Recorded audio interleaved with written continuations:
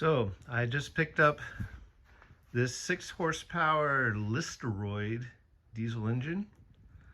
It's made by, or sold by, a company called Metro out of India. These engines were designed originally as the Lister CS. They were in England in the 30s. They were one of the first diesel engines you can get that did not need to be preheated. So you can just pretty much crank them and go in any weather. Of course, the colder it is, the less happy they are.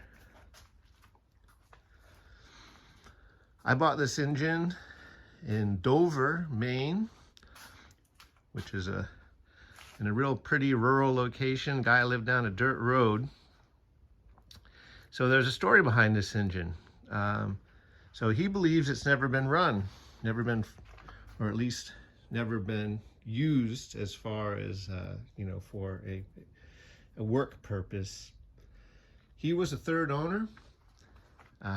Nobody could get it started.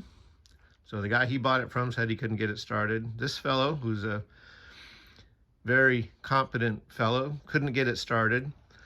And then he knew somebody else in the area who had the same type of motor.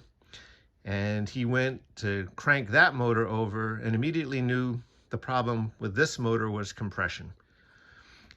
There just wasn't enough compression. He could get some pops and smoke out of it, but it would never run.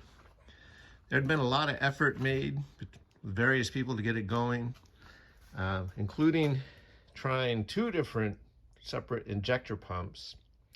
But the big problem was the piston. So the rings were stuck, the top 3 rings, and he pulled this out, and when he couldn't get the rings unstuck without breaking them. So I need to order some piston rings. What's kind of unusual is that this is an aluminum piston. And generally these 6 horsepowers come with a cast iron piston. So I'm happy it has the aluminum piston because supposedly they will run a little bit smoother.